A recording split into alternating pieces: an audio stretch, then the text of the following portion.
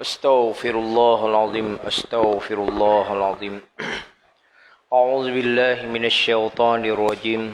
Bismillahirrahmanirrahim. Allahumma shalli ala sayyidina Muhammad. Assalamualaikum warahmatullahi wabarakatuh. Alhamdulillahil qail. Qul bi fadlillahi wa bi rahmatihi وَبِذَلِكَ فَلْيَفْرَحُوا هُوَ خَيْرٌ مِّمَّا يَجْمَعُونَ صدق الله العظيم.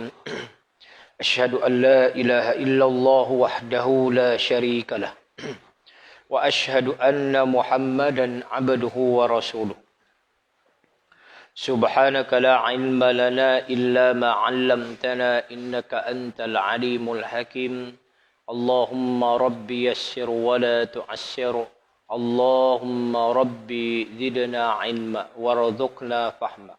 Allahumma aftah alaina hikmataka wanshur alaina min khazaini rahmatika ya arhamar rahimin.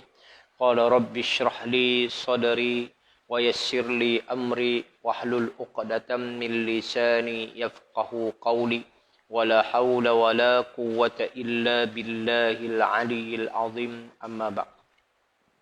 Yang dikasihi pengerusi Surau Wangsa Melawati yang berusaha saf-saf kepimpinan, para ahli jawatan kuasa, muslimin, muslimat yang dirahmati Allah Subhanahu wa taala. Alhamdulillah, pertamanya bersyukur kita ke hadrat Allah Subhanahu wa taala dengan limpah kurnianya, dengan diberikan kita kesihatan, diberikan kita kekuatan, diberikan kita rahmat yang dilipat kali gandakan oleh Allah Subhanahu wa taala. Pada pagi ini diberikan juga kita peluang untuk bersama-sama untuk meneruskan pengajian kita di dalam kitab iaitu solat Nabi sallallahu alaihi wasallam mengikut mazhab Asy-Syafi'i insya-Allah. Tuan-tuan muslimin muslimat yang dirahmati Allah Subhanahu wa taala. Inilah yang dikatakan sebagai itu peluang keemasan yang diberikan kepada kita yang mana tahun yang lalu kita tidak berkesempatan, iaitu dalam menunaikan solat solat sunat tarawih. Tahun ini alhamdulillah dengan izin Allah Subhanahu wa taala. Maka tuan-tuan, bila mana disebutkan sahaja tentang apa yang disebutkan pada awal tadi di dalam surah Yunus ayat yang ke-58, yang mana Allah menyatakan bahawa dan dengan kelebihan dan rahmatku, maka bergembiralah. Maksudnya tuan-tuan, bergembira dengan segala pemberian yang Allah Subhanahu wa taala berikan kepada kita. Pada tahun ini alhamdulillah dengan izinnya tuan-tuan. Tapi pada tahun depan wallahu alam. Adakah kita ini diberikan ruang dan kesempatan pada tahun akan datang. Maka tuan-tuan, jangan dikatakan jangan lepaskan peluang-peluang yang Allah Subhanahu wa taala berikan kepada kita. Baik muslimin muslimat yang dirahmati Allah Subhanahu wa taala, kesinambungan pada yang lalu, pada bulan yang lalu muka surat 135. Masih lagi kita membicarakan tentang iaitu rukun yang ke-8. Rukun yang ke-8 iaitu masih lagi duduk antara dua sujud serta tamak-ninah. Yastawi qa'idan ala rijlihil yusra mu'tadilan hatta yarji'a kullu azmin ila mawdi'ih. Baginda sallallahu alaihi wasallam duduk tegak di atas telapak kakinya yang kiri dengan tegak sehingga kembalilah setiap tulang-tulang kepada tempatnya duduk dengan sempurna. Maka tuan-tuan, ini dikatakan seperti mana yang kita lakukan. Iaitu dalam keadaan duduk antara dua sujud.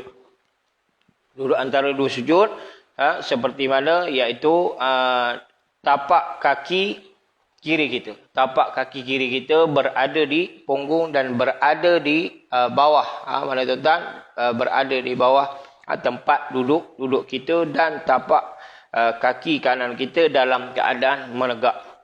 Maka duduk iftirash pada semua duduk kecuali ketika duduk tahiyat akhir. Semua duduk. Maknanya tuan-tuan, duduk antara dua sujud pun sebegitu juga. Sebegitu juga dalam keadaan duduk yang dipanggil duduk iftirash ataupun duduk istirahah, dalam keadaan kita berehat-rehat. Itu kita duduk berehat-rehat. Iftirash. Dalam keadaan kita iftirash, berehat-rehat, sementara kita nak bangkit ataupun kita dalam keadaan dalam keadaan duduk sedemikian. Maka tuan-tuan, duduk iftirash itu sebagai sunat hayat. Maka muslimat yang dirahmati Allah Subhanahu wa taala. Maka apa yang kita lakukan? Bila sebut saja tentang sunat hayat ini tuan-tuan.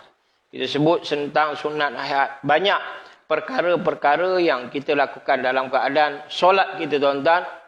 Pada rukun, maka wajiblah. Tidak kira rukun qauli, rukun fi'li kita tuan-tuan. Semuanya adalah kewajipan. Sekiranya tertinggal ataupun dalam keadaan kita ini solat, rukun kita tinggalkan, maka tidak sah. Itu yang kita ketahui tuan-tuan. Itu perkara yang wajib. Tetapi dalam keadaan solat, dalam keadaan perkara-perkara yang sunat, sekiranya tertinggal, hayat ni tuan-tuan, tidak mengapa. Tapi rugilah bagi mereka-mereka dalam keadaan menunaikan solat, menghambakan diri kepada Allah Subhanahu wa taala, tapi tinggal, rugi. Rugilah. Kerana apa? Kerana perkara-perkara tersebut telah kita, mana tuan-tuan, sudah kita mempelajari. Sebab itu tuan-tuan, bagi seseorang itu tuan-tuan yang ikut-ikut, contohnya dia hanya solat saja tuan-tuan, waktu solat dia solat je. Lagi-lagilah bulan Ramadan, Allahu Akbar, ramai penuh, time tu lah penuh tuan-tuan. Time bulan-bulan biasa, wallahu a'lam pergi ke mana kan.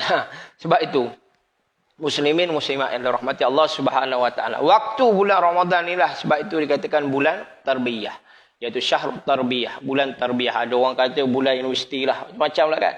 Tapi sebenarnya ini adalah dikatakan tarbiyah kepada kita. Untuk apa? Untuk melazimi bukan sahaja dalam bulan Ramadan, tapi nak bawa kepada bulan-bulan yang lain, 11 bulan yang lain tuan-tuan. Maka satu bulan tersebut untuk latihan kepada kita. Latihan untuk kita tuan-tuan, untuk membiasakan. Sebab itu kata nak biasa. Kadang-kadang ada yang bulan Ramadan ni lah time tu dia dengar tazkirah, time tu lah dia dengar kuliah. Tapi bulan-bulan lain wallahu a'lam. Ni dia kata latihan kepada kita tuan-tuan. Maka tuan-tuan, jangan lepaskan peluang-peluang. Bila kita sebut tentang sunat hayat ni tuan-tuan, dalam keadaan kita menunaikan ibadah, mengabdikan diri kepada Allah Subhanahu wa taala. Seperti mana sunat hayat yang kita tahu tuan-tuan, iaitu apa? Doa iftitah. Doa iftitah kita tuan-tuan. Doa iftitah setiap takbiratul ihram. Ada kalanya tuan-tuan, ada orang ni tuan-tuan, dia solat saja tuan-tuan, solat sunat tarawih, Allahu Akbar, dia ikut dengar terus imam tuan-tuan. Dia tak baca doa iftitah, rugi. Rugilah kepada mereka-mereka yang tidak membaca doa iftitah tersebut. Hatta solat sunat apa sekalipun tuan-tuan, qabliyah ke ba'diyah ke tuan-tuan, maka tuan-tuan bacalah doa iftitah walaupun pendek tuan-tuan. Ada orang kata panjang sangat ustaz. Maka ada riwayat-riwayat yang boleh kita gunakan tuan-tuan. Mengikut riwayat-riwayat tersebut, contohnya kita bacalah Allahu Akbar, takbiratul ihram saja tuan-tuan, kita baca hamdan katsiran thayyiban mubarakan fi pun boleh, ataupun kita bacakan 3 ayat yang awal yang biasa kita bacakan, seperti mana Allahu akbaru kabira walhamdulillahi katsira wa subhanallahi bukrata wa asila. Sampai situ pun cukup tuan-tuan. Untuk kita nak dapatkan ganjaran-ganjaran yang diberikan oleh Allah Subhanahu wa taala. Setiap mana tuan-tuan, kalau contoh kita buat berapa kali? Kita buat 8 kali. Contohlah, kan? Kita buat solat tarawih tuan-tuan. Mungkin ada yang buat 20 kali. Dia kata, buat 20 kali tuan-tuan. Setiap takbiratul ihram. Agak-agak tuan-tuan berapa banyak kita dapat yang diberikan oleh Allah Subhanahu Wa Taala ganjaran. Yang dilipat kali gandakan sunat tuan-tuan. Walaupun sunat. Dilipat kali gandakan oleh Allah Subhanahu Wa Taala. Berapa banyak yang diberikan. Huruf lagi dikira tuan-tuan. Setiap huruf-huruf yang kita bacakan tuan-tuan, maka Allah Subhanahu Wa Taala memberikan kepada seseorang itu. Baik. Ya jemput. Ya.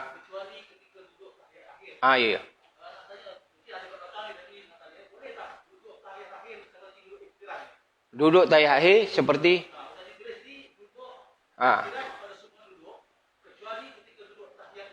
tahiyat akhir. Kita duduk tahiyat akhir dalam duduk iftirash.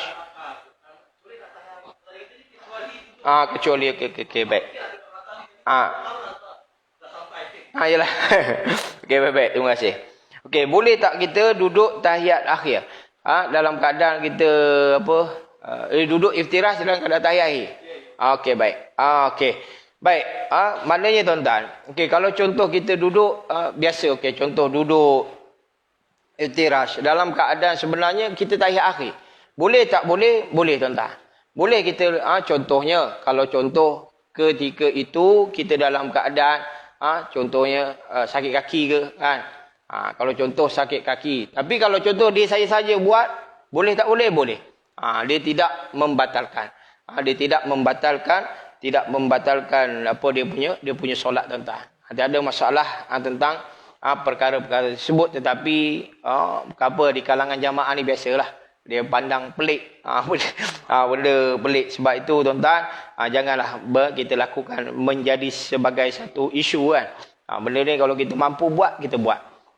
Kadang-kadang kita tahiyat akhir pun tuan-tuan, ada cara-cara sebenarnya untuk kita ini semuanya nak menghadap, iaitu panca indera kita ni nak menghadap Allah Subhanahu Wa Taala. Ada-kala kita buat macam biasa saja.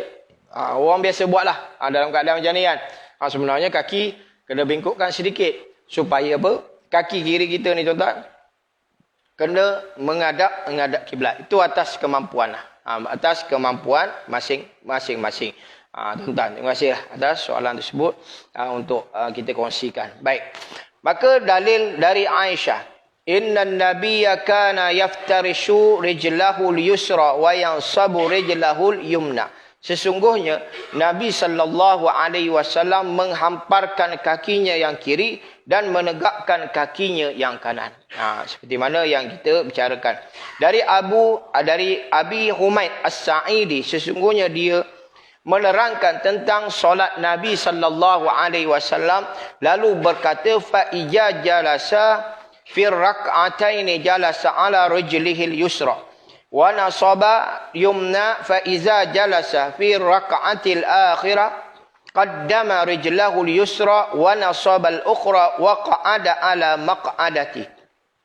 Maka apabila baginda sallallahu alaihi wasallam duduk setelah 2 rakaat, baginda sallallahu alaihi wasallam duduk di atas kakinya yang kiri dan menegakkan kakinya yang kanan. Dan apabila baginda sallallahu alaihi wasallam duduk pada rakaat yang penghabisan, baginda sallallahu alaihi wasallam mengedepankan, nampak tuan-tuan, mendepankan kakinya yang kiri dan menegakkan kakinya yang kanan, dan baginda sallallahu alaihi wasallam duduk di atas pinggulnya di bumi. Baik, nanti insya-Allah ana tunjukkan bagaimana keadaan tersebut. Dan cara untuk bangun ke rakaat seterusnya disunatkan ketika hendak naik berdiri ke rakaat seterusnya dengan kedua tangan yang terbuka. Maka tuan-tuan, duduk iftirash ni tuan-tuan, maka perkara yang disunatkan. Bila mana disebut saja sunat tuan-tuan, walaupun imam tak buat. Contoh imam bukan apa, kadang-kadang imam tak buat ni sebab apa tuan-tuan? Takut orang belakang yang tak biasa jamaah dengan kita. Contoh, dia datang musafir, dia solat tuan-tuan, tiba-tiba duduk belakang. Kita pun tak tahu kan. Belakang sana tuan-tuan, dia hanya mendengar saja mana pergerakan kita. Kadang-kadang imam tuan-tuan dia dah sebut Allah panjang lah. Dalam keadaan kita daripada bangun, daripada kita duduk, nak bangkit ni tuan-tuan, agak panjang sikit. Sebulatan kita. Nak sampai kepada kita betul-betul berdiri tuan-tuan. Allahu Akbar. Orang yang biasa ni tuan-tuan, dia tahu dah. Dia tahu skill imam ni tuan-tuan macam mana. Dalam keadaan kita pergi ke mana pun tuan-tuan, kalau contoh imam tu dia betul-betul mengikut apa kelakuan fi'il dia dan sebutannya tuan-tuan, dia akan praktiskan dengan sebaik-baiknya. Allahu Akbar. Di situ tuan-tuan, ra tu baru kita bangkit. Jangan kita dulu-dulu, maknanya jangan kita melebihi daripada imam. Lebih ataupun serentak tuan-tuan, menyebabkan ditakuti tidak sah solat kita. Takut. Lebih confirm lah. Tak sah. Maknanya tuan-tuan, lebih daripada imam. Maka tuan-tuan, sebab itu muslimin, muslimat yang dirahmati Allah Subhanahu Wa Taala, ikut sebutan-sebutan imam tersebut. Sebab itu ada kalanya imam ni takut. Takut sebab apa tuan-tuan? Takut jamaah yang berada di belakang yang tak biasa dengan berjamaah. Contohnya tak biasa ni maksudnya tuan-tuan, mungkin dia musafir ataupun dia datang-datang dia terus solat tuan-tuan. Sebab itu dia jarang-jarang, ada kalanya imam ni jarang dia buat duduk iftirash. Sebab itu bagi makmum, salah ke tidak? Tak salah tuan-tuan. Kerana kita duduk sekejap saja, bukan duduk lama sangat. Kalau contoh duduk lama tuan-tuan, batal ke tidak? Tak batal, tapi makruh. Ni kena ingat. Tapi makruh kepada kita sekiranya kita melebihi, maknanya tuan-tuan, iaitu dalam keadaan duduk iftirash ni kita duduk agak lama, tak boleh. Maknanya tak boleh ni makruh lah. Makruh bukan menyebabkan apa? Batal solat seseorang itu. Maka rugilah bila mana dalam keadaan makruh. Baik. Dan menekannya ke bumi dan tidak menggenggamkan jari seperti penumbuk. Ni mungkin ada orang yang buat, dia bangkit tu tumbuk. Dia tumbuk, dia bangkit ni atas kan. Mungkin ada alasannya, dia kata apa? Nak kuat Ustaz, kita nak bangkit ni, kita nak kuat. Kita bagi penumbuk tu sebab kita nak kuat. Mungkin ada pendapat macam tu, tapi tak ada pun disebutkan tuan-tuan tentang tentang dalam keadaan dia nak kuat. Kan? Sebutan tentang kuat tersebut. Tidak kiralah mereka itu pada begitu juga ketika naik daripada tahiyat awal. Ini sama sahaja kepada orang yang kuat, orang yang lemah ataupun orang yang tua, lelaki maupun perempuan. Tak ada istilah penumbuk tuan-tuan. Dia kata, wallahu alam, dia dapat daripada mana? Wallahu alam. Ada yang berkata sedemikian, Ustaz sebenarnya ada. Bukan apa, dia kata ada ustaz-ustaz yang sampaikan. Wallahu alam daripada mana? Namun tidak ada kepastian. Serupalah macam orang yang dalam keadaan tahiyat akhir tuan-tuan. Dalam keadaan tahiyat akhir, contoh dia kata dia kata asyhadu alla ilaha illallah, dia tinggi macam ni tuan-tuan. Dia kata Allah. Tak tahu dapat daripada mana. Kan? Sedangkan ataupun ada orang yang buat asyhadu alla ilaha illallah, dia goyang. Sampai ada pernah anak tanya tuan-tuan, Haji dapat daripada mana ni Haji? Dia kata kita tawaf ni Ustaz. Tawaf duduk mana? Tawaf pergi Kaabah. Tawaf bukan dalam keadaan jari kita tawaf ni nak pusing-pusing. Dia kata. Okey, baik. Ada yang buat macam ni tuan-tuan, laju pula. Allahu Akbar. Ni zikir Ustaz. Sedap dia letak macam mana. Sedangkan keempat mazhab ni tak ada. Tak ada menerangkan kecuali mazhab Maliki. Mazhab Maliki tetapi dalam keadaan perlahan-lahan. Dia kata asyhadu alla ilaha illallah, dia perlahan. Dia belok. Tapi dia slow. Dia tak ada macam apa orang kita buat tuan-tuan. Punya laju tak tahu gimana. Kan? Wallahu alam. Dia perlahan saja tuan-tuan. Tapi mazhab Maliki, mazhab Asy-Syafi'i hanya bagaimana caranya mazhab Syafi'i asyhadu alla ilaha illallah, tapi jarinya dibengkokkan sedikit dan kemudian jari kanan kita ni tuan-tuan, jari apa? Dia panggil jari ibu jari ni kan. Ibu jari dalam keadaan kita letak di bawah ni. Ni ibarat di mazhab Asy-Syafi'i. Tu mazhab Asy-Syafi'i tuan-tuan. Wallahu alam, dapat dari mana wallahu alam. Sebab itu perlu kita belajar. Sebab itu dikatakan bukan takut menjadi ikut-ikutan. Sebab itu di dalam Al-Quran menyebutkan bahawa ada manusia ni kritikan daripada Allah Subhanahu Wa Taala kepada manusia. Sebab apa? Satu, pertamanya tuan-tuan, dia bermusim. Apa dia kata? Allah Subhanahu Wa Taala katakan bahawa mereka ni bermusim. Musim ni tuan-tuan, ada kalanya mereka ni nak buat ibadah saja. Pada contohnya bulan Ramadan saja dia buat ibadah.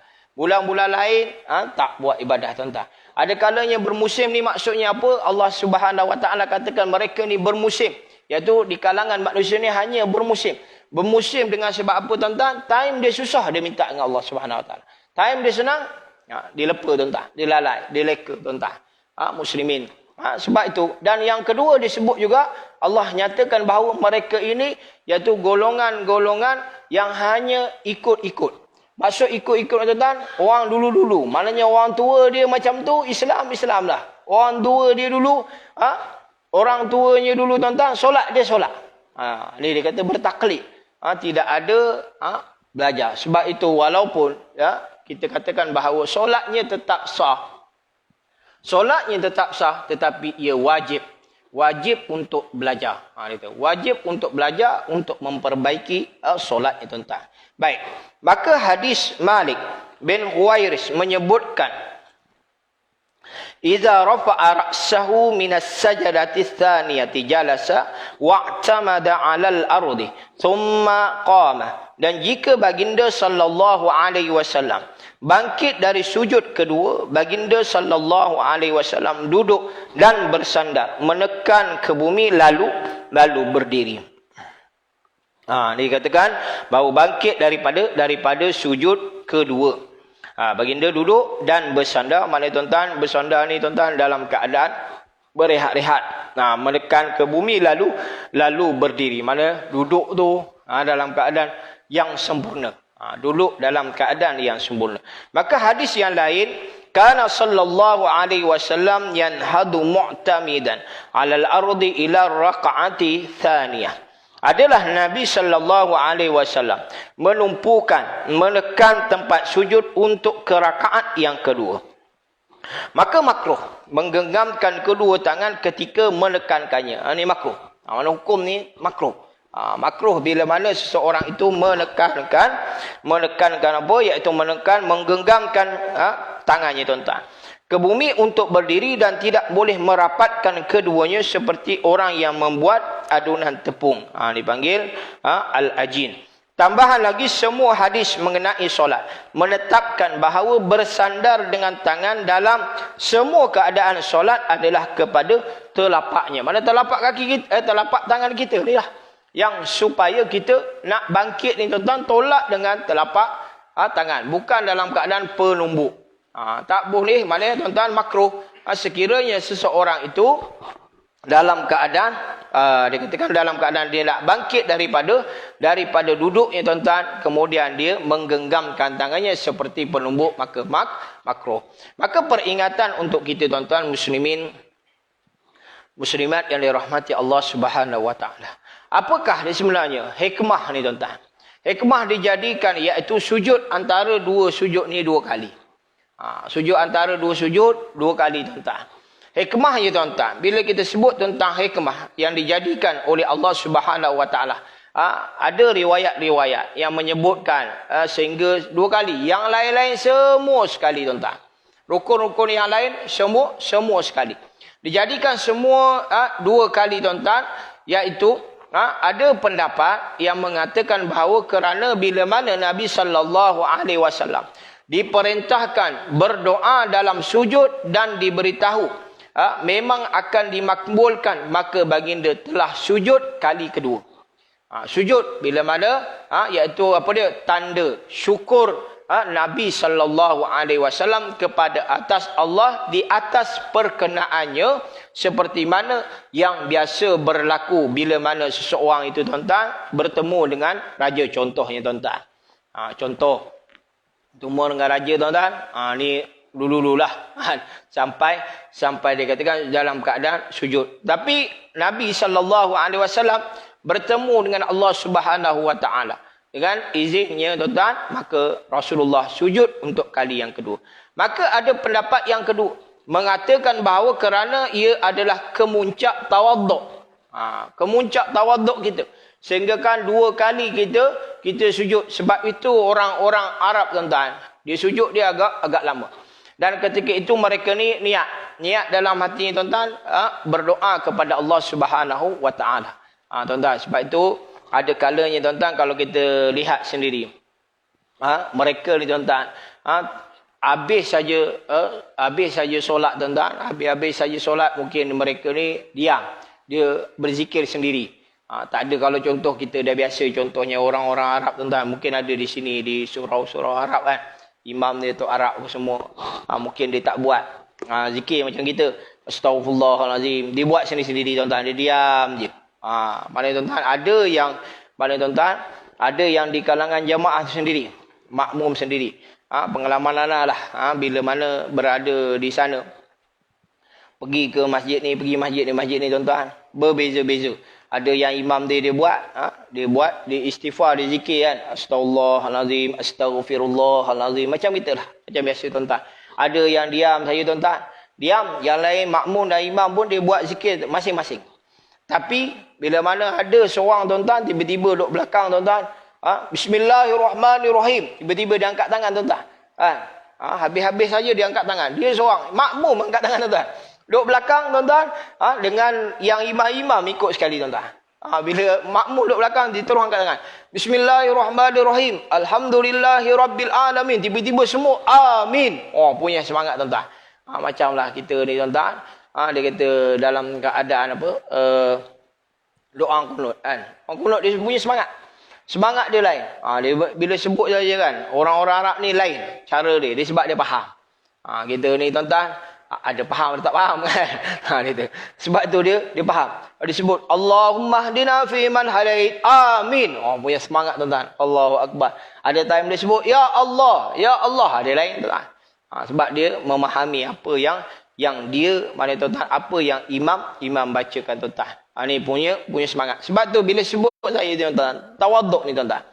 Dalam keadaan kita tawaduk, dalam kita tawaduk tuan-tuan, sebab itu dalam keadaan sujud kita tuan-tuan, atau bersujud yang terakhir kita, mohonlah dikatakan kepada Allah Subhanahu wa taala. Tak kiralah dalam bahasa Melayu tuan-tuan, tu dia kata dalam hati, jangan sebut dalam, kita dengar sampai orang sebelah dengar tuan-tuan. Orang sebelah dengar tak sah tuan-tuan. Balik tuan-tuan tak sah. Sehingga kan dia kata mengucapkan apa? Kalimah dalam bahasa Melayu. Dalam hati tak ada masalah. Serupalah macam kita ni Allahu akbar dalam hati kita kan. Sehingga kan tuan-tuan, sebab itu ada kali berlaku tuan-tuan. Ada satu berlaku ni, satu masjid tuan-tuan, dia baca doa kunut nazilah solat Jumaat. Ketika itu satu masjid tuan-tuan solat Jumaat. Solat Jumaat bila mana tuan-tuan imam dia terlampau khusyuk sangat kan. Dia sebut saja tuan-tuan, dia sebut dalam bahasa Melayu doa ya tuan-tuan. Khusyuk sangat tuan-tuan, punya panjang-panjang kan dia baca doa kan. Dia kata Allahumma dfa'annal bala wal waba wa khususanil wabai. Disebut tuan-tuan COVID-19 tuan-tuan. Habis semua tak sah. Kan? Tiba-tiba saya tanya pihak mufti ni macam mana. Kalau dia sebut bahasa Melayu habis memang tak sah. Habis tuan, terpaksa dia kata qada balik. Qada balik solatnya tuan-tuan. Sebab tu kita jangan selitkan bahasa Melayu. Sebab kita dah terbiasa kan. Berhati-hatilah dalam keadaan contohnya. Sebab tu nak kita sebut dalam keadaan kita ni nak minta dengan Allah Subhanahu Wa Taala dalam keadaan kita sujud. Yang terakhir tuan-tuan, tawaduk kita tuan-tuan kepada Allah Subhanahu Wa Taala, menyembah diri, mengabdikan diri kepada Allah Subhanahu Wa Taala, hendaklah dalam keadaan walaupun bahasa Melayu, hendaklah dalam hati kita. Jangan kita minta ya Allah ya Tuhanku syok, seronok sangat tuan-tuan kan. Baik. Muslimin muslimat yang dirahmati Allah Subhanahu Wa Taala. Maka dikatakan juga yang ketiga, kerana bila mana baginda sallallahu alaihi wasallam naik ke langit menghadap Allah, baginda terus berdiri, kemudian rukuk, kemudian sujud sebagai tanda pengabadian yang paling tinggi. Kemudian Allah mengizinkan baginda duduk. Lalu baginda sujud kali kedua sebagai syukur kepada Allah kerana membenarkannya duduk. Iaitu sujud untuk kali kedua bila mana menghadap Allah Subhanahu Wa Taala. Apa pendapat Imam Al-Qurtubi tuan-tuan?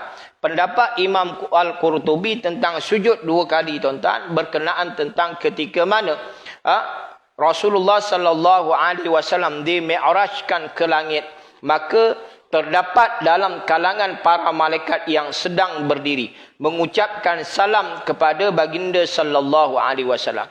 Kemudian mereka sujud sebagai syukur kepada Allah Taala kerana dapat melihat baginda sallallahu alaihi wasallam. Ada dalam kalangan mereka yang sedang rukuk, mereka mengangkat kepala daripada rukuk dan mengucapkan salam kepada baginda. Kemudian sujud sebagai syukur kepada Allah kerana dapat melihat baginda sallallahu alaihi wasallam. Kerana itu sujud menjadi 2 kali. Ada di kalangan para malaikat yang sedang sujud, mereka mengangkat kepala mereka dan mengucapkan salam kepada baginda. Kemudian sujud sebagai syukur kepada Allah kerana dapat melihat baginda. Dan apabila Allah menghendaki sesuatu yang dilakukan oleh malaikat, maka dia juga menghendaki umat ini melakukan perkara yang sama, tuan-tuan. Sebab itu kata para malaikat, tuan-tuan, iaitu taatnya mereka kepada Allah Subhanahu wa taala. Kalau kita lihat sendiri pun, tuan-tuan, hanya iblis saja, tuan-tuan, yang tidak taat, yang tidak tuan-tuan, yang engkar kepada Allah Subhanahu wa taala. Kejadian-kejadian yang diciptakan oleh Allah Subhanahu wa taala. Kalau kita sebut saja, tuan-tuan, tentang jin ni pun, tuan-tuan, jin dengan manusia ni sama ke tidak? Dia kata sama saja, tuan-tuan. Sama maksudnya, tuan-tuan, sama dari sudut iaitu mengabdikan diri. Wa ma khalaqtul jinna wal insa illa liya'budun. Dan aku tidak jadikan manusia dan jin ini kecuali mereka itu beribadah, menghambakan diri kepada Allah Subhanahu wa taala. Cuma jin ni, tuan-tuan, ada 2 jenis. Jin Islam, jin kafir yang jahat, tuan-tuan. Jin Islam ni, tuan-tuan, dia kata ada jin Islam yang menjaga rumah Allah Subhanahu wa taala pun ada, tuan-tuan. Mungkin kita buat qiyam ke apa, tuan-tuan, tiba-tiba dengar apa pasal ramai. Tahun lepas terjadi, tuan-tuan. Ada terjadi, tuan-tuan, di Masjid Anas sendiri jadi. Kan yang dibenarkan hanya 3 orang saja, tuan-tuan. Dibenarkan 3 orang saja solat. Waktu tu siapa? Imam, Bilal dan Syiah, tuan-tuan. Dibenarkan hanya 3 orang saja untuk solat berjamaah. Maka buat saja, tuan-tuan, qiyam, solat tahajud apa semua, tuan-tuan. Tiba-tiba saja, tuan-tuan, habis saja ghairil maghdubi alaihim waladdallin. Tiba-tiba saja, tuan-tuan, dengar, patutnya dengar suara 2 orang aja. Tiba-tiba duduk belakang, amin. Mana tak terkejut, tuan-tuan. Nasib baik imam tak cabut, tuan-tuan. Nasib baiklah imam tak cabut, tuan-tuan. Allahu akbar. Kata maknanya di sini, tuan-tuan, jin Islam pun, para malaikat pun, tuan-tuan, sama-sama mengabdikan diri kepada Allah Subhanahu wa taala, tuan-tuan. Dia itu berebut-rebut. Okey, baik. Dan seterusnya, tuan-tuan, ada dikatakan bahawa sujud 2 kali satu isyarat bahawa manusia dijadikan daripada bumi dan ia juga akan kembali ke situ. Banyak lagi pendapat-pendapat yang lain mengenai hikmah sujud 2 kali ni, tuan-tuan. Dia kata banyak pendapat-pendapat. Mana ini sebagai isyarat bahawa kita ni tempat kembali kita adalah ke mana? Ke bumi, tuan-tuan. Ini di antaranya. Maka, tuan-tuan, maka sujud 2 kali ini sebagai satu rukun dan dikatakan sahih di dalam Al-Bayan. Pendapat yang sahih seperti mana yang dinyatakan oleh Al-Wasit ialah kedua-dua sujud itu adalah 2 rukun. Mana kedua-duanya rukun, tuan-tuan. Tidak ada yang sunat. Maka faedah daripada khilaf ini jelas. Seperti mana yang dinyatakan di dalam Al-Kifayah, apabila makmum mendahului atau tertinggal pergerakan imam tersebut. Sebab itu, tuan-tuan, jangan kita mendahului perbuatan imam. Dahulu saja, tuan-tuan, awal saja, tuan-tuan, menyebabkan rosak, menyebabkan tidak sah akan solat seseorang itu, tuan-tuan. Maka dikatakan kita pun dalam keadaan walaupun kita nak buat duduk iftirash tadi, dikatakan duduk iftirash ataupun duduk istirahat tadi, tuan-tuan, maka janganlah dikata melebihi, janganlah kita terlampau lama. Kan? Terlampau lama. Okey, baik. Muslimin, muslimat yang dirahmati Allah Subhanahu wa taala. Maka sunatlah kita ini memanjangkan. Sunat duduk istirahat. Pendapat yang masyhurnya tuan-tuan iaitu sunat duduk sebentar untuk berehat-rehat, iaitu istirahat. Sebab itu kita solat tarawih pun berehat-rehat. Ada waktunya kita rehat kejap kan. Tak adalah sampai imam dah baca surah barulah kita bangkit. Ada buat macam tu kan. Ni biasanya di negara-negara. Kalau kat sini mungkin taklah imam ni baca pendek-pendek je. Sebab tu kelang kabut sikit lah kita nak cepat kan. Tapi kalau contoh biasa berlaku di mana tuan-tuan, di negara-negara Arab, biasalah dia kata. Dia dah habis baca Fatihah, dia pun ikut amin. Tapi dalam keadaan belum semayang lagi tuan-tuan. Belum dalam keadaan solat. Masih lagi duduk kan. Dia baca dengar imam baca ghairil maghdubi alaihim waladdallin. Dia pun ikut amin. Amin. Lepas tu tuan-tuan, barulah dia agak-agak lama sikit baru dia bangkit tuan-tuan. Dia tahu imam baca panjang. Tak larat nak tunggu lama tuan-tuan. Sebab tu alhamdulillah. Maka tuan-tuan, tidak kiralah bacaan tersebut bacaan yang panjang ataupun yang pendek. Yang penting kita nak buat kan. Nak melakukan ibadah kepada Allah Subhanahu wa taala, tidak melepaskan peluang-peluang yang Allah Subhanahu wa taala berikan kepada kita. Maka pendapat yang masyhur menyatakan sunat duduk sebentar untuk istirahat selepas sujud kedua pada setiap rakaat bangun daripadanya untuk rakaat berikut. Maka sujud ni tuan-tuan, yang selepasnya tidak ada tasyahud dan tidak bersolat dalam keadaan duduk kerana ittiba' seperti mana yang diriwayatkan oleh Imam Al-Bukhari. Pendapat yang kedua tak disunatkan. Kerana hadis Wa'il bin Hujur bahawa apabila mana Rasulullah sallallahu alaihi wasallam mengangkat kepala daripada sujud, baginda terus bangun berdiri. Ulama berpendapat sunat. Para ulama menyebutkan pendapat sunat duduk sebentar, menjawab bahawa hadis tersebut adalah gharib ataupun bertujuan untuk menerangkan harus berdiri terus tanpa duduk sebentar.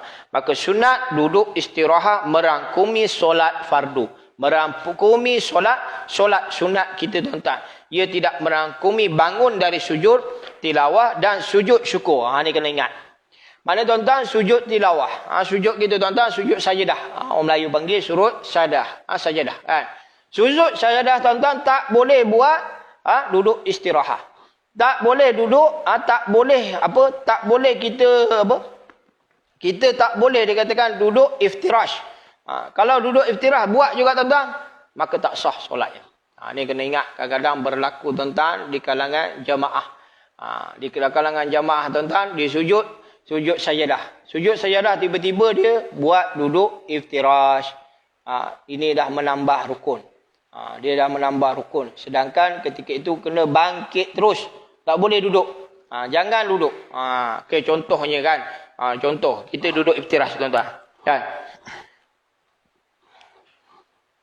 Okay, duduk iftirash. Biasa kita buat tuan-tuan, muslimat dan rahmati Allah Subhanahu wa taala. Okay, baik. Biasa yang kita buat, kita dah duduk kan. Kita duduk, kita sujud. Kita sujud. Kemudian kita bangkit. Allah. Kita duduk. Ini duduk iftirash. Duduk sekejap. Kan? Kita bangkit. Duduk iftirash. Allahu Akbar ni. Tangan ni tuan-tuan. Tangan ni yang dikata tolak angkat. Ada orang yang buat yang anak sebut tadi tuan-tuan. Orang buat penumbuk. Dia duduk sekejap. Lepas tu dia tumbuk. Ni. Ini yang salah. Makruh. Jangan ada yang buat penumbuk tuan-tuan. Dia kata kuat lagi kuat. Dia kata ustaz lagi kuat sebenarnya. Memanglah kata tuan-tuan. Tetapi makruh. Okey, baik. Dia bangkit. Duduk sekejap.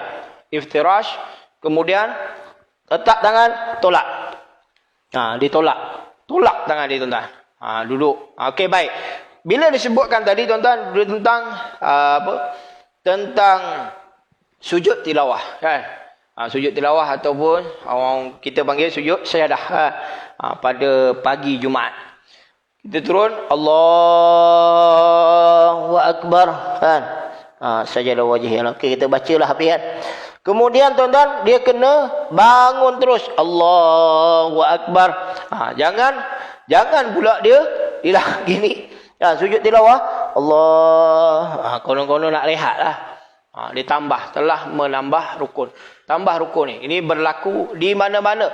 Tuan-tuan, tidak kira lah mana saja, masjid ke, surau kadang-kadang dia buat. Dia tambah duduk sekejap. Maka tidak sah. Tidak sah akan solatnya. Ustaz saya dah buat dah banyak kali, Ustaz macam mana? Qada. Itu jawapan dia tuan-tuan. Kena qada. Okey, baik. Kena qada lah jawab dia tuan-tuan. Qada balik solat-solat yang ia telah lakukan. Waktu bila nak qada? Bila masa saja boleh qada tuan-tuan. Anytime yang dia kata nak qada. Waktu qada kita ni hati-hatilah. Okey, baik. Okey, baik. Dalam keadaan kita pun tahiyat akhir tadi tuan-tuan. Okey, kita kaki kita tuan-tuan. Okey, tengok kaki macam mana? Kaki ni. Kaki ni panggil. Ada dia panggil tuan-tuan, ada orang buat macam ni. Dia buat macam ni. Boleh tak boleh? Boleh. Boleh. Ini dia panggil duduk iqa'. Yang tak boleh, yang Nabi SAW larang tuan-tuan, dia duduk ni. Ni, letak macam ni tuan-tuan. Dia letak punggung ni, letak bawah terus. Ni tak ada letak. Ada orang yang buat macam ni. Ini terpulanglah kepada masing-masing. Tetapi yang sebaik-baiknya, yang Nabi SAW ajar kita tuan-tuan duduk macam ni. Duduk dipanggil duduk iftirash. Dalam keadaan duduk iftirash. Tadi duduk istirahat. Ni dia panggil duduk sedemikian. Ini yang kita biasa buat. Kadang-kadang ada orang tak mampu dia nak buat. Kaki dia tak boleh nak tegak macam ni tuan-tuan. Dia hanya buat macam ni. Terpulanglah kepada masing-masing atas kemampuan masing-masing. Atas kemampuan masing-masing. Kemampuan untuk kita duduk antara dua sujud. Ni, baik. Okey, baik.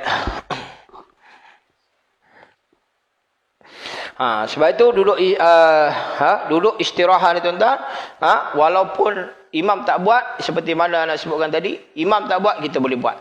Tapi janganlah terlampau lama sangat atau memanjangkan duduk istirahat tersebut. Hukum dia adalah bila mana kita ini duduk iftirash, disunatkan untuk kita ni tuan-tuan. Daripada disunatkan, contoh memanjangkan takbir, bermula daripada kita bangun daripada sujud sehinggalah kita qiyam. Contoh panjangkan. Daripada sujud tadi tuan-tuan, kita sujud sujud dalam keadaan kita sujud kan, panjang, agak lama lah kita punya sebutan tersebut kan. Allah dia terus Allah dia Allahu Akbar. Nampak kan? Dia kalau jadi imam dia tak boleh lama lah. Dalam keadaan duduk iftirash tu lah. Sebab ditakuti. Sebab tu orang sebut takut. Takut lagi-lagi lah. Kalau contoh dalam keadaan solat sunat tarawih ke, ramai kan yang datang. Ataupun solat sunat Jumaat. Dia tak boleh nak duduk iftirash terlampau lama. Ditakuti makmum terlebih daripada imam. Dia panjang tu disunat. Boleh tak boleh? Boleh. Boleh dipanjangkan untuk melakukan ibadah solat sunat. Okey, baik. Sebelum kita masuk seterusnya tuan-tuan, duduk tahiyat akhir kita macam mana sebenarnya? Kita akan bahaskan lagi selepas ini insya-Allah. Duduk tahiyat akhir tuan-tuan. Okey. Ni jari ni, ni. Ada orang cakap tergantung ustaz. Tergantung. Lutut sebelah ni tergantung. Itu terpulanglah pada masing-masing atas kemampuan. Ini perkara yang disunatkan dan kemudian perkara-perkara yang dilakukan oleh Nabi SAW, apa yang dinyatakan oleh Imam Asy-Syafi'i. Okey, tahiyat akhir kita tuan-tuan. Semuanya menghadap kiblat. Ni menghadap kiblat. Ni jari ni menghadap kiblat. Kita biasa buat ni, betul. Ni tegak kan? Ni semua dalam keadaan tegak. Sebenarnya ni kedepankan sedikit, kemudian jari ni bengkokkan sedikit. Semua. Ni hadap. Orang pusing. Tak nampak. Okey, baik. Okey, baik. Okey, ni jari ni. Ni jari. Jari ni semua. Sini kita tadi nampak. Okey, baik. Ni semua jari ni ngadap ke depan. Dan badan kita pun ngadap ke depan. Semua menghadap ke depan. Kadang ada orang dulu-dulu, biasa tuan-tuan dia, bengkok habis. Tak tahu sebab apa. Ada yang tak tahu tak sebab. Wallahualam. Mana orang tak tahu sebab apa. Dia letak hujung. Sebenarnya cukup je. Sekadar macam biasa. Kita ni ngadap. Mata kita ni tengok tempat sujud. Cukup tengok tempat sujud. Kemudian ni jari-jari ni semua menghadap kiblat. Ni jari ni. Jari ni menghadap kiblat. Sini jari kaki kanan kita semua menghadap kiblat. Kaki kiri menghadap kiblat. Semua dalam keadaan tegak. Ada satu perkara yang perlu kita tuan-tuan, mungkin kita tak buat sebelum ni. Ini di antara perkara yang sunat hayat, iaitu ketika mana kita tasyahud kan. Tasyahud asyhadu alla ilaha illallah. Ni, mata ni tengok mana? Tengok ni. Tengok tempat telunjuk kita ni tuan-tuan. Ni disunatkan. Kita tengok mula-mula tengok sini. Mula tengok tempat sujud kita tuan-tuan. Tapi bila tengok je ni, bila asyhadu alla ilaha illallah, tengok di sini tuan-tuan. Barulah kita tengok jari kita sehinggalah akhir. Ni di antara perkara yang sunat. Dulu-dulu mungkin kita masa kita dulu-dulu lah tuan-tuan, tanya-tanya dengan orang tua, kat mana nak kita nak waktu kita rokok, kat mana kita nak tengok? Dia kata tengok ibu jari kaki. Allahu Akbar, tengoklah ibu jari kaki. Belajar-belajar barulah tahu kan. Ni satu persatu kan. Tuan-tuan. Maknanya tu perkara-perkara yang sunat tuan-tuan. Kalau contoh tak buat, terbulanglah kepada masing-masing. Kita buat, alhamdulillah, tambahlah segala dikatakan ganjaran yang diberikan oleh Allah Subhanahu wa taala. Baiklah tuan-tuan, muslimin, muslimat yang dirahmati Allah Subhanahu wa taala, mungkin ada soalan-soalan yang kita boleh kongsikan bersama pada pagi ini. Okey, ada apa-apa anda jemput? Jemput.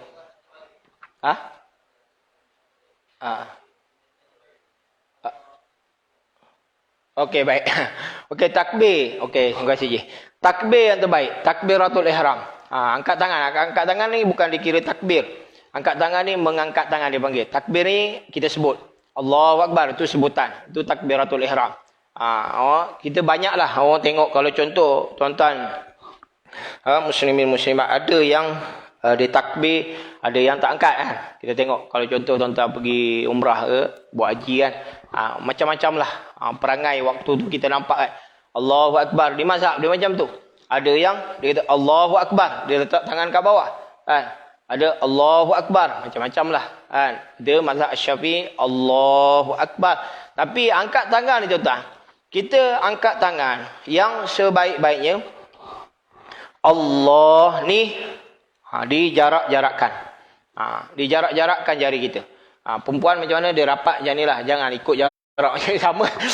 Dia rapatkan, tetap jari-jari ni jarak-jarakkan, samalah. Allah dia rapatkan, itu bagi perempuan, bagi wanita. Tapi ni jari-jari boleh dijarak-jarakkan. Allah, ni pastikan mata pun kita tengok tempat sujud kita. Dan Allah di mana tuan-tuan? Di bawah telinga. Bawah telinga ni tuan-tuan. Dijarakkan, kemudian dibengkokkan sedikit. Allah, dia kadang-kadang ada Allah, dia ada yang tak puas hati tuan-tuan, dia pegang betul-betul. Tapi jangan main. Boleh pegang. Jangan dia pula Allah, dia sentuh. Dia main. Allah, dia agak-agak lah bawah telinga ni tuan-tuan. Ataupun kalau tak puas hati boleh sentuh sikit. Allahu Akbar kan. Kita letak ni ibarat kita jangan terlampau over sangat. Ada orang sampai dia ganggu tuan-tuan. Dia ganggu orang sebelah. Allah ni kan. Sujud pun macam tu. Dia jangan terlampau kembang sangat. Dia tak payah nak kembang-kembang sangat lah. Tak perlu. Sedang benda tu bukan perkara-perkara yang sunat. Tapi mengangkat tangan ni perkara sunat hayat. Seperti mana yang kita ketahui bahawa kenapa Imam Asy-Syafi'i buat macam tu tuan-tuan.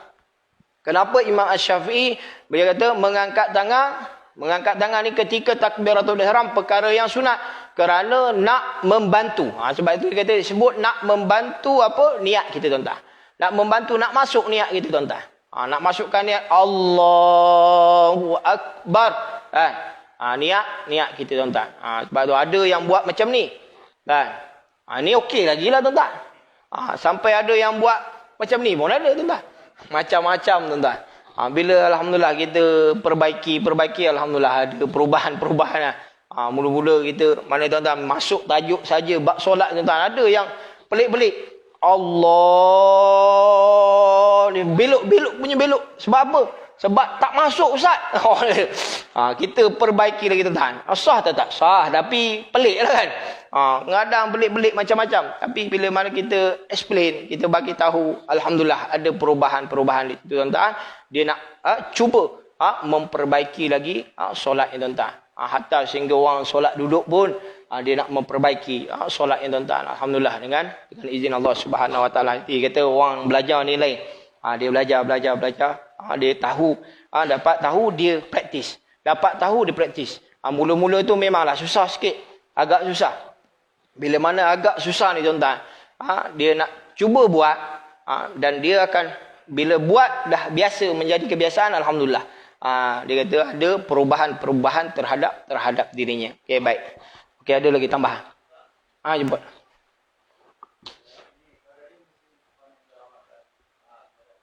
Tarawih.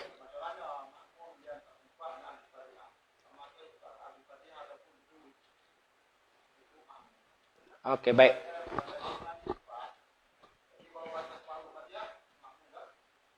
Dah rokok dah.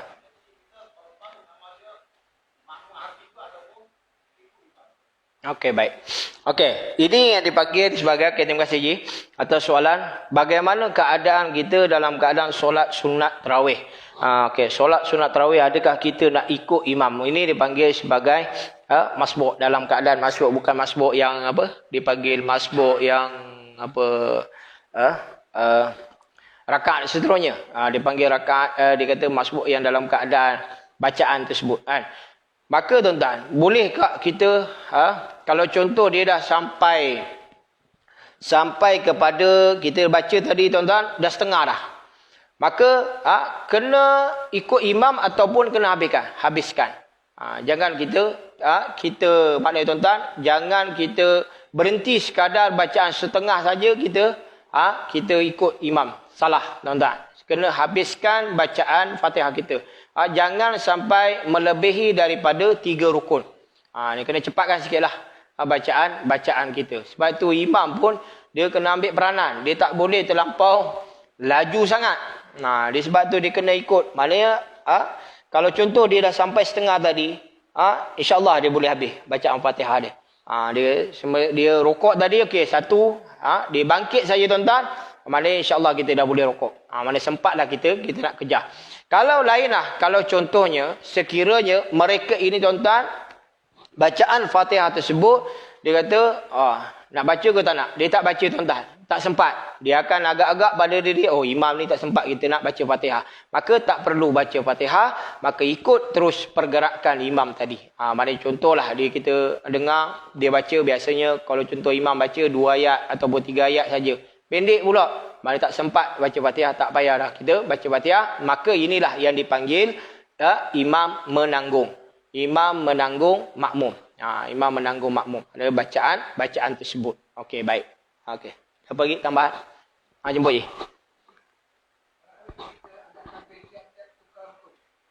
Angkat. Okey, baik. Terima kasih Ji. Alhamdulillah. Anak pun terlupa. Okey. Okey. Baik, daripada bangkit tadi, ramai yang melakukan kesalahan. Kesalahan apa tuan-tuan? Kesalahan bila mana dia bangkit, kan? Dia bangkit tadi daripada sujudnya, Allahu Akbar, diangkat. Ni salah ni. Memang tak ada. Nabi SAW tak buat macam tu. Terus terang dia kata bahawa Rasulullah tak buat bila mana dia bangkit daripada sujud, Allahu Akbar, salah. Sebenarnya dia terus daripada dia sujud tu, dia bangkit, duduk iftirash, kemudian dia bangun, dia tolak badannya, letak saja. Tak perlu angkat tangan. Ketika mana saja angkat tangan ni tuan-tuan? Allahu Akbar, 1. Lepas tu kita kita apa? Rokok, kemudian kita bangkit. Allahu Akbar. Ni angkat.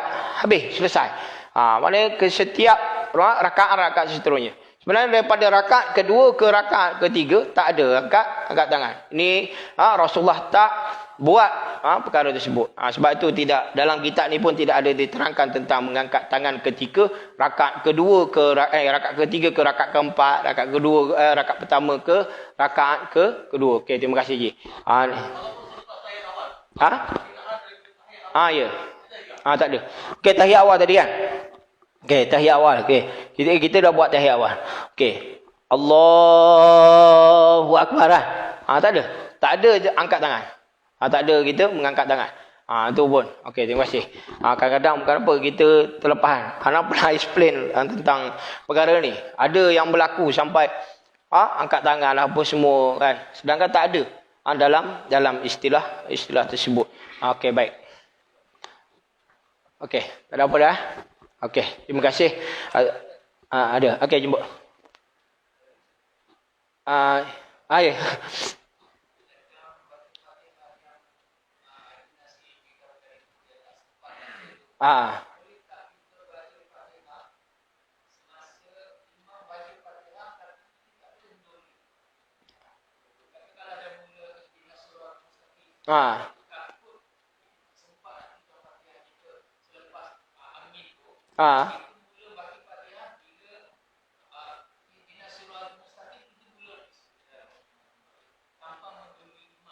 Tanpa mendahului imam. Okey. Baik, okey. Sudah okey, bacaan Fatihah. Adakah kita boleh ini melakukan bacaan tersebut serentak bukan serentak, maknanya selepas imam baca tanpa mendahului. Maka bila sebut saja tentang dalil fastami'u, dengar. Kita mendengar bacaan Fatihah tersebut. Imam baca Fatihah, kita habis saja doa iftitah, kemudian kita mendengar. Maknanya kita boleh tak dengar? Maknanya tak boleh. Maknanya jangan kita lakukan sedemikian. Jangan kita aku ni boleh ikut slow-slow kan belakang. Ada yang buat skill macam tu tuan-tuan. Ni tak boleh. Jangan kita lakukan. Dengar dulu bacaan Fatihah. Sebab apa bacaan Fatihah ni wajib? Wajib untuk kita mendengar supaya bukan apa takut-takut. Mungkin ada yang sehinggakan apa bacaan Fatihah ni ada sebab ni perkara yang rukun. Rukun ni kadang-kadang bukan apa tuan-tuan.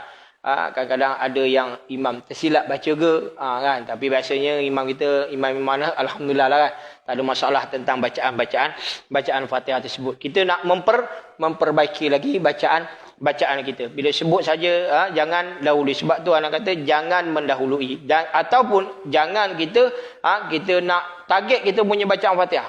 Sebab itu tak adalah. Sedangkan kalau contoh paling mudah. Kadang-kadang imam ni dia baca surah Al-Ikhlas saja tuan-tuan. Dia baca Bismillahirrahmanirrahim. Dia tak adalah baca Bismillahirrahmanirrahim. Qul huwallahu ahad, Allahu samad. Tak kelang kabut kita nak baca tuan-tuan Fatihah.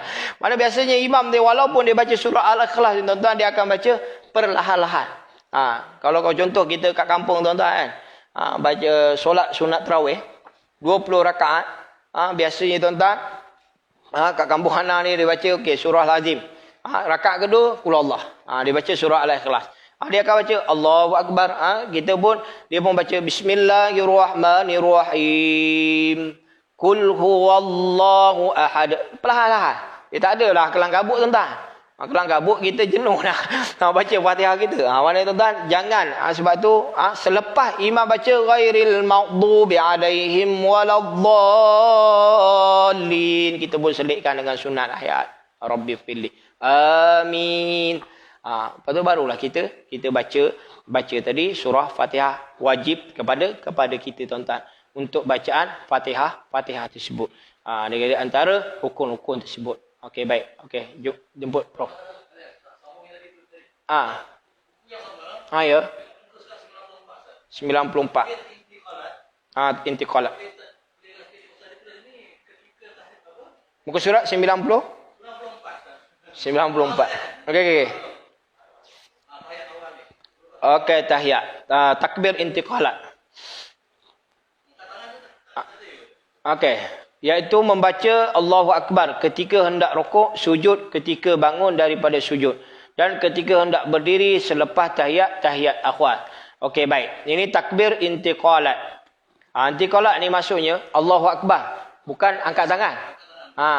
Dia bukan angkat tangan. Intiqalat tu dia panggil takbir intiqalat. Sunat hayat. Kadang-kadang ada orang tak sebut. Penatlah nak sebut. Allahu Akbar, orang penat nak sebut. Intiqalat ni maksud dia, setiap sebutan Allahu Akbar ni sebut. Bukan angkat tu. Bukan angkat. Tu maksudnya. Sebab tu dia kata Allahu Akbar, sebutan tersebut. Sebutan kita. Kadang-kadang ada orang yang tak nak sebut, rugilah. Sebab tu perkara-perkara yang sunat. Sunat hayat tadi. Okey, terima kasih Tuan Imam. Okey, baik. Jemput Prof. Ya. Apa dia? Amalan kita. 10 malam terakhir. Okey, amalan kita. Okey, baik. Dia sebut tentang amalan-amalan ni. Okey, baik. Dengan qiyamul lail kita, tuan-tuan. Okey, baik. Kita melakukan, contohnya di antaranya kita buatlah perkara-perkara di antara solat-solat sunat tadi. Contoh kadang-kadang imam ni dia buat hanya solat sunat taubat kan. Taubat dengan solat tasbih. Kerana apa? Nak pimpin kita. Kalau contoh kita buat solat sunat tasbih ni belum tentu. Bukan belum tentu, susah. Dia kata susah kita ambil peluang. Sedangkan anak sendiri, tuan-tuan, ambil peluang. Peluang walaupun orang jemput, alhamdulillah, kita ambil peluang. Sebab apa? Sebab kita kadang-kadang nak buat sendiri tu wallahu a'lam ataupun innalillah. Payah nak buat solat sunat tasbih ni, tuan-tuan. Okey, baik. Di antaranya, tuan-tuan, maknanya kita ni peluang-peluang yang Allah Subhanahu Wa Taala berikan kepada kita dalam keadaan kita nak solat sunat qiyam, tuan-tuan, kita nak qiyam pada waktu malamnya, tuan-tuan. Pada waktu malamnya memanglah banyak pendapat. Dia kata 2/3 malam termasuklah dalam keadaan solat sunat tarawih kita kan. Maknanya solat sunat tarawih kita. Maka, tuan-tuan, disunatkan untuk kita tidur. Tidur dulu, kemudian barulah kita bangkit. Lingkungan dalam pukul 3.30 ataupun pukul 4 sempatlah, insya-Allah. Dia kata solat sunat taubat, solat sunat tahajud kita kan. Tahajud, kemudian barulah kita buat solat sunat. Solat sunat taubat, kemudian tasbih, kemudian barulah kita buat nak hajat ke apa semua, terpulanglah kepada masing-masing. Tapi awalkan, insya-Allah boleh kita awalkan tidur kita dan kurangkan tidur kita, tuan-tuan. Kurangkan semata-mata kerana 10 malam yang terakhir.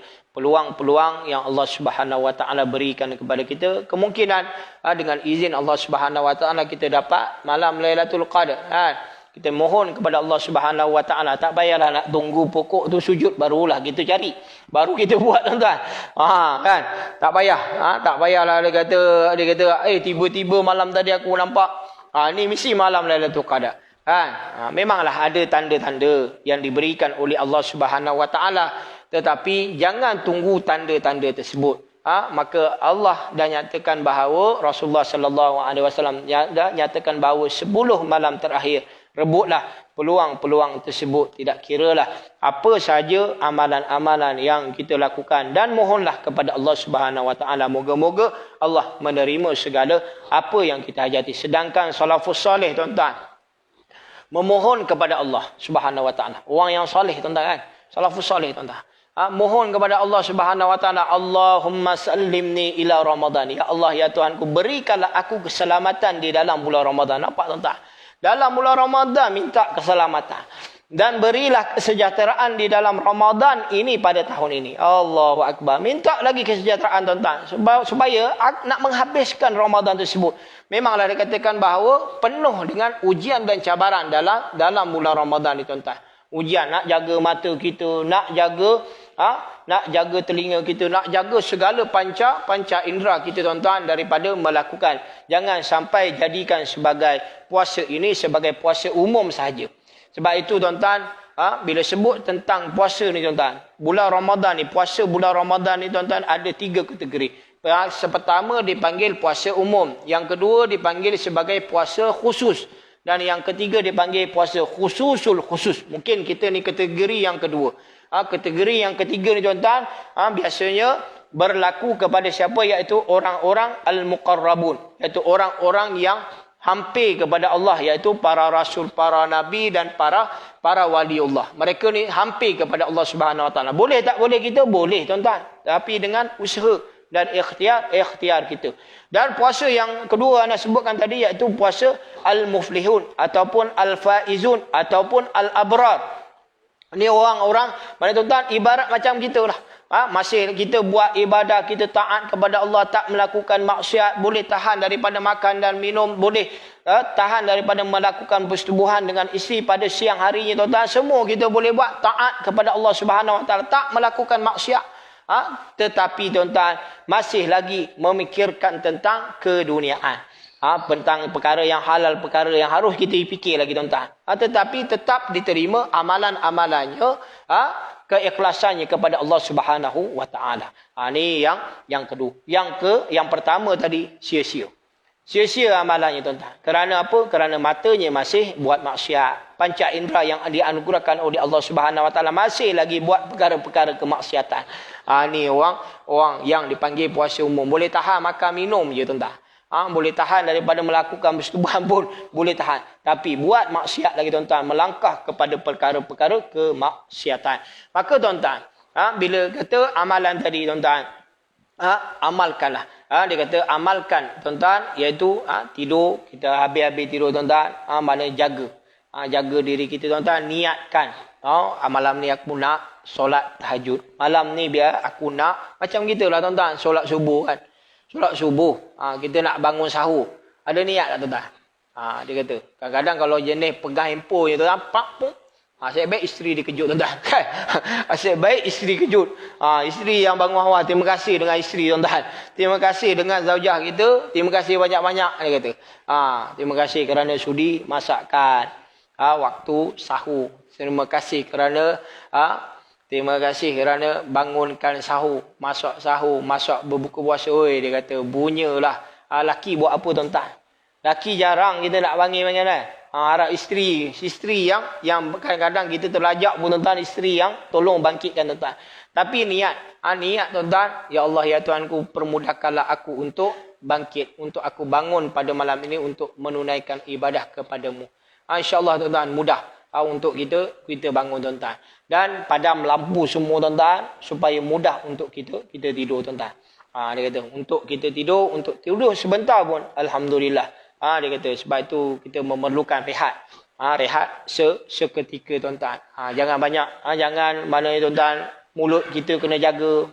Semua kena jaga. Ni latihan. Sebenarnya latihan untuk kita tuan-tuan, bukan sekadar dalam bulan Ramadan, tapi nak bawa kepada bulan-bulan yang lain. Okey, baik. Itu je. Okey, tak ada apa dah.